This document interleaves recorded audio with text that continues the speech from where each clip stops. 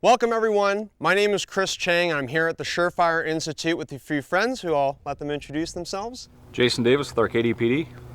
Mitchell McAlister, former Australian Special Forces. And we're here today to talk to you about suppressors, also known as silencers. It's our hope that this video will serve as a great educational resource because there's a lot of misperceptions about suppressors out there, particularly me as a civilian. There are a lot of civilians who look at suppressors and think of them as an assassin's tool that have no purpose or no need in civilian hands or law enforcement or military. But today with this conversation, we want to show you and educate you around the value of suppressors. So with that, Mitch, why don't you tell us about your experience in the military and how you use suppressors? Sure. I just finished up an 11-year career in the Australian Army, with the last 6 years served within our Special Forces. I did 3 Special Operations Task Group rotations to Afghanistan. For me in particular, the suppressor, it's based on a tactical advantage. So whether it's in an operational or deployment environment in a country like Afghanistan, or whether it's in a domestic counter-terrorism environment, it really comes down to signature reduction as well as noise reduction.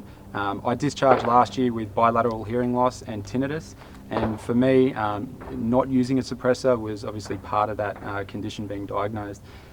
Overseas, I know that on many occasions when teams were in gunfights with using suppressors, as I mentioned, the noise reduction as well as the signature reduction really gave those guys a tactical advantage on the ground, as well as heightened awareness and situational awareness with the noise reduction and being able to communicate.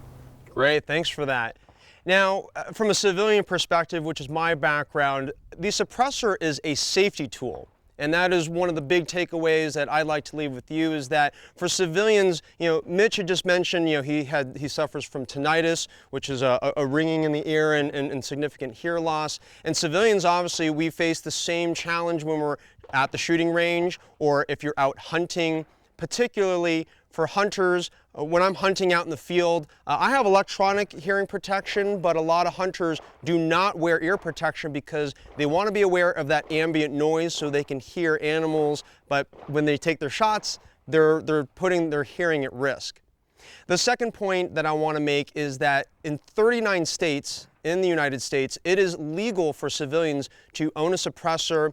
There's some finer points, but the top level ones are you have to be 21 years of age, resident of the United States, not be a prohibited person, and then you have to pay a $200 NFA tax stamp and go through another background check, and there's a 6 to 12 month waiting list, give or take, to get that approval. So for civilians, there is, again, a safety need for suppressors, and I'll hand it off to Jason to represent the law enforcement perspective. Yeah, from law enforcement, to kind of piggyback on what Chris said, it's absolutely a health factor. I did that not only for our personnel, but also for the public safety as well.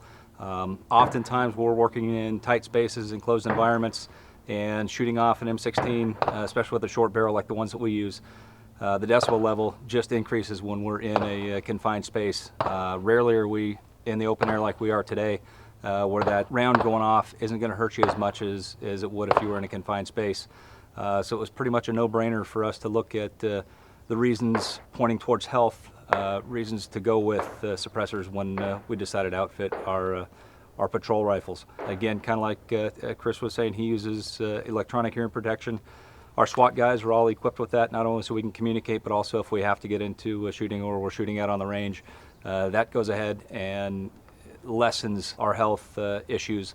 But again, the patrol officer who doesn't have electronic hearing protection and rarely carries any type of foam earplugs before they go out into an incident can suffer the consequences of firing just one round.